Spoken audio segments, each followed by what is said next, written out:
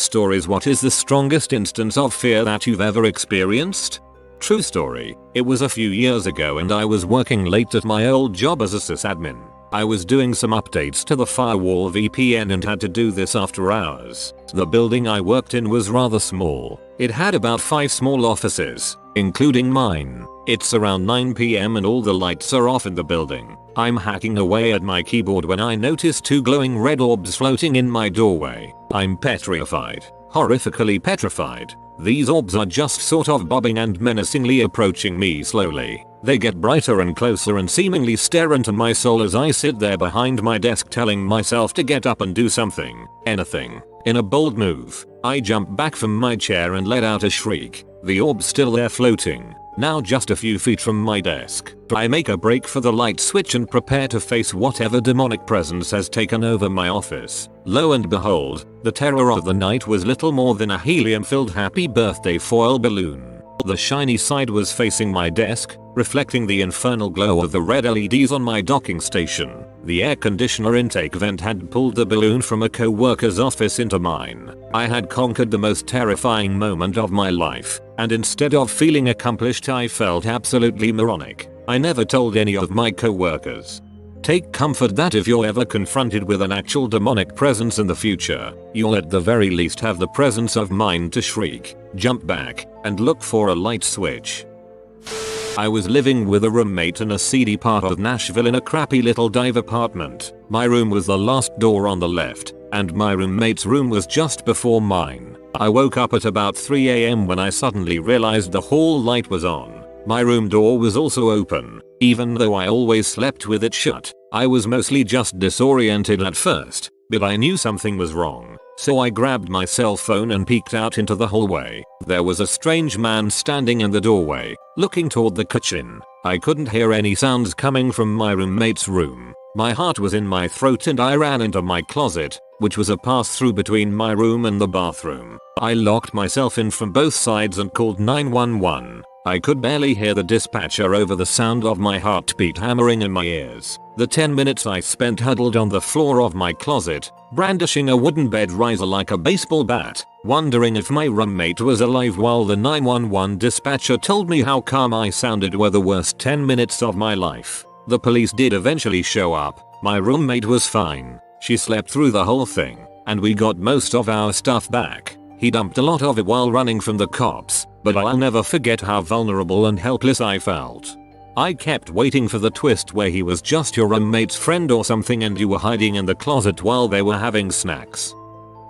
I grew up in Kenya and was there for the coup d'etat in 1982. Unfortunately for me, I had an infection on my ankle that had been getting bad in the days preceding the coup. On the night things blew up I took a turn for the worse. I was developing septicemia, but as there was mortar and machine gun fire in the area, we had to wait. In the morning we learned of the 24-hour curfew, with only emergency travel allowed. My mother and stepfather had decided the best thing to do was to have our driver take me to the doctor. Back then you didn't go to the hospital unless you were actively dying or wanted to be. I was upset and didn't understand at the time why I was going alone with him, but learned later it was to have someone fluent in Swahili in the car, and more important, to minimize family casualties if our car was shot en route. I was very weak by the time we left and was carried to the car. I was told to hold my passport out of the window when we approached any roadblocks. I remember dozing off and on for the 40-minute ride to the first major roundabout, at Muthaiga, which was where all the diplomats lived and had seen a lot of fighting.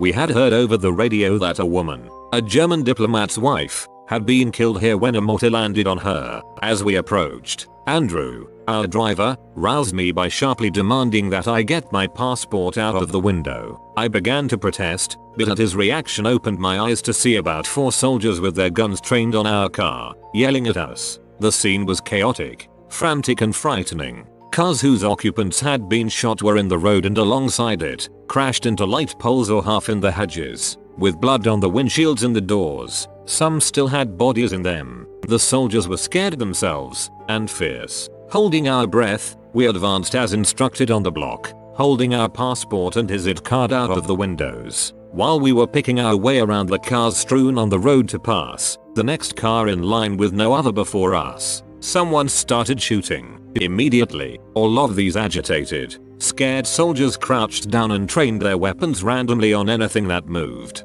Apart from the gunfire, it was horribly quiet. They were all confused as to who had shot at what, and whether they needed to shoot at something else. Andrew and I hid on the floor of the car. I could barely reach to keep my passport up. I don't know how long we were waiting there, but it can't have been as long as it felt. I was young, sick and scared, so it felt like hours before we were moving again. Luckily Nairobi had been routed of the rebels, in this case, the Navy and university students, and was not as trigger happy, though evidence of that area's battle was plain. 3 buses, filled with students bent on toppling Daniel Arap Moi, had been gunned down on the Uhuru Highway, Freedom Highway.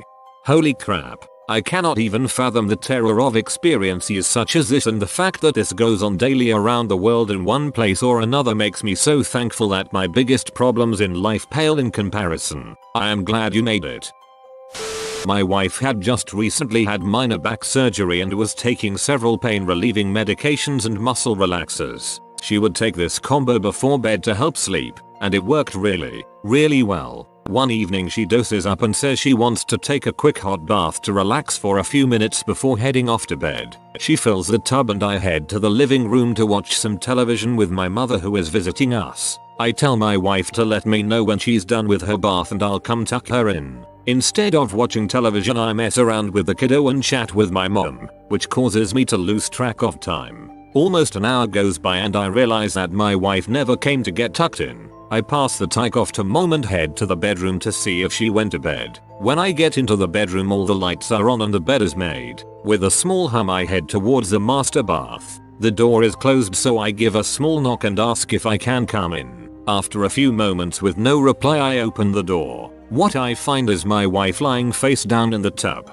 Her arms are down at her sides and she slid down so that her knees are bent and her feet are against the tiles on the wall. The water in the tub is so still her hair isn't even moving. She doesn't move at all when I come into the bathroom. The next fraction of a second was without a doubt the longest of my life. In that tiniest space of time I imagined and recorded in my brain volumes of actions. From what I imagined it was going to be like to reach into the what was certainly now cold water in the tub, to how I was going to try to explain to our someday teenage daughter just how much her mother loved her. All this had transpired in just a flash. Before the bathroom door was even halfway open, I had taken in the scene and prepared my response. With a lightning bolt of adrenaline I flung the bathroom door the rest of the way open and leapt to the tub. As my arms shot down I yelled my wife's name in a short loud report and grabbed her by the shoulders. As I prepared to wrench her from the tub with all my strength, a few small realizations began to flash on the periphery of my now deranged senses. The water was hot, not cold. My wife seemed to be moving on her own as I began to pull on her,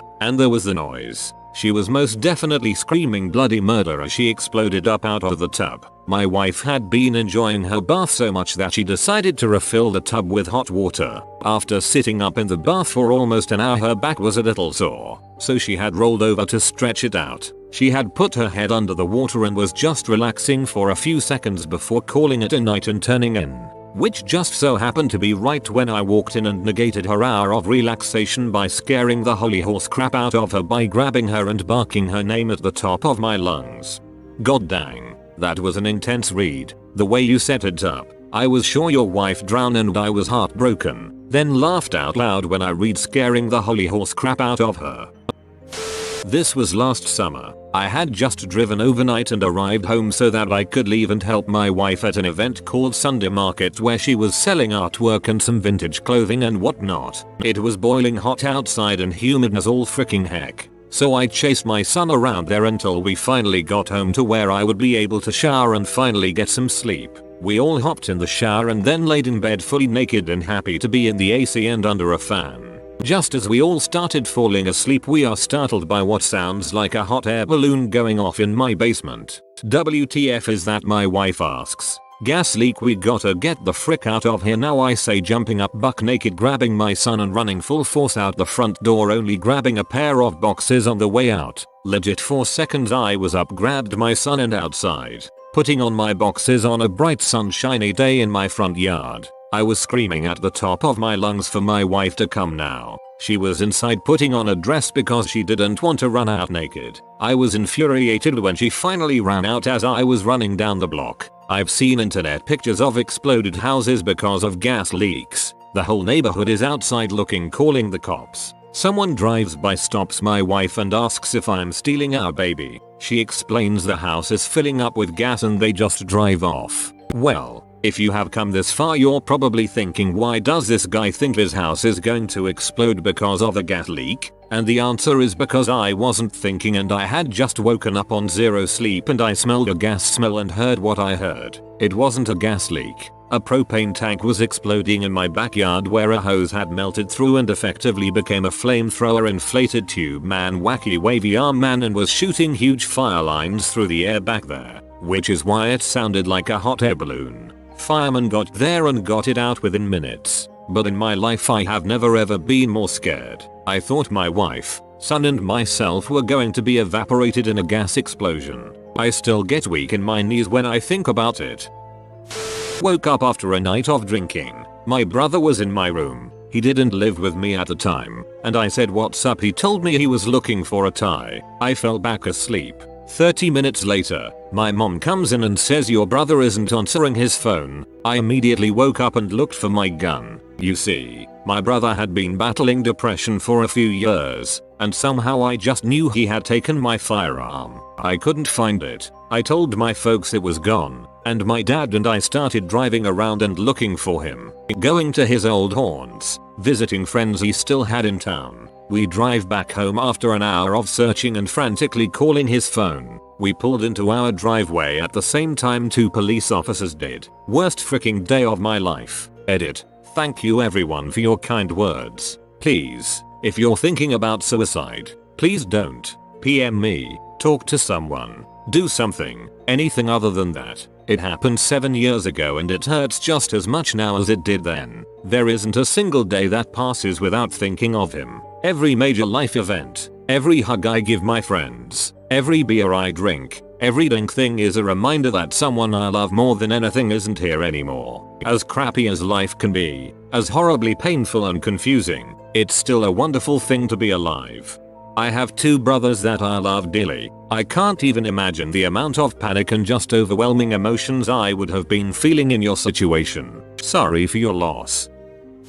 I was 19 years old, hanging out at a friend's apartment in a very seedy part of town. His roommate was our pot dealer and a decent guy, so we often gathered there to chill, smoke, and watch movies. The roommate left to meet his friends at a bar. We weren't of legal age yet, so we stayed behind. About 15 minutes after he left, there was a knock at the door. My friend gets up to answer the door and suddenly 2 men armed with guns force their way in. They shoved the guns in our faces and demanded to know where the drugs and money were. I kept saying, dude, I don't know. I really didn't know. I was just a spectator. They shoved us into a back bedroom and told us to face the wall and get on our knees. We did. I felt the steel press against the back of my head. I was certain I was going to die. I couldn't think. I couldn't breathe.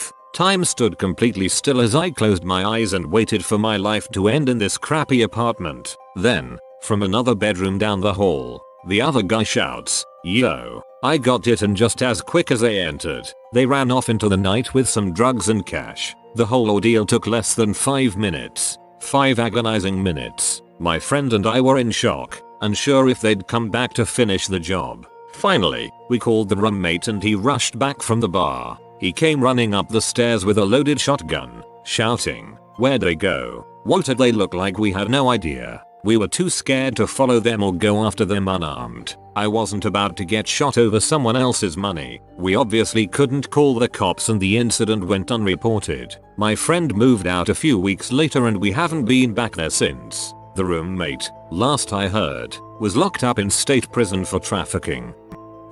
I was 14 years old and with my Boy Scout troop, we were kayaking on the Susquehanna River to prepare for a sea kayaking trip. Another boy and I went the wrong path on the river. The water was very high and we missed the huge rock sticking above the water. He went first and was fine. My kayak bumped his, sending me in broadside. My kayak flipped over and the hydraulic sucked me underneath the water. I couldn't see or breath. I was constantly being beaten against the rock and spinning. I don't know how long I was under, but my lungs felt like they were on fire. I felt the feeling of blacking out. I'm not sure what happened next. I just remembered being pulled by another kayak to the bank of the river. I thought I was as good as dead. I have had a friend who has died this way before, which is what filled me with such great fear.